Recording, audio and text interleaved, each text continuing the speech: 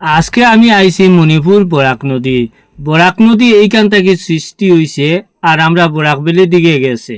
কথাটা হইল গিয়া সারিয়া দেখুন, আমি ইম্পল যাওয়ার পথে বরাক নদী ব্রিজটা পার হইলাম। পার হইতে সময় আমার আজকে থাকি 2008, 9, 10, 11, 12 পর্যন্ত আমি খুব বেশি এইদিকে রাস্তা দিকে আটা উটি করছি, গাড়ি লইয়া আইসি গেছি বেজান। কিন্তু আমি আজকে এই বরাক নদীটা দেখিয়া, ব্রিজটা দেখিয়া, পূর্ণা ব্রিজটা দেখি আমার খুব কথা ইয়াই হয়ে গেছে।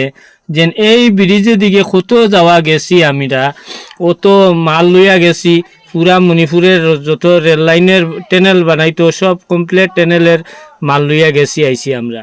তো এই ব্রিজটা দেখিয়া খুব ফুর্তি লাগছে, যেন একটা পূর্ণা কথা ইয়াই দইছে। যেন আগে 2 দিনে ওখানে আইতাম, রাস্তা খারাপ আসলো আর ওখানে আইয়া রাত্রে কাটাইতাম।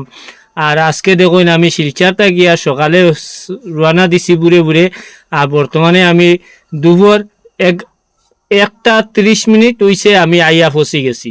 তবে এর লাগি বরাক নদীর ব্রিজটা দেখুন, এখনকার ব্রিজটা হইলো একটা। তো আমার পুরানা কথা খেয়াল হয়, আমি সবরে কইলাম যে ভিডিওটা শেয়ার করি। আসলে কথাটা বাস্তবেই আমরা আগের কথাটা মনে পড়লে মনের ভিতরে বহুত মানে ফুর্তি একটা আসলো। তো এখন এরকম ফুর্তি নাই, বানাও কাটছিছি ব্রিজ, এরপরেও কিন্তু ফুর্তি নাই। আমরা ফুর্তি ওই ব্রিজটার যেরকম আসলো, এই ব্রিজটার এরকম ফুর্তি নাই। তো একদিন দিন কাটাইতে লাগতো এই কেন, তো ওটাই আমার কথা।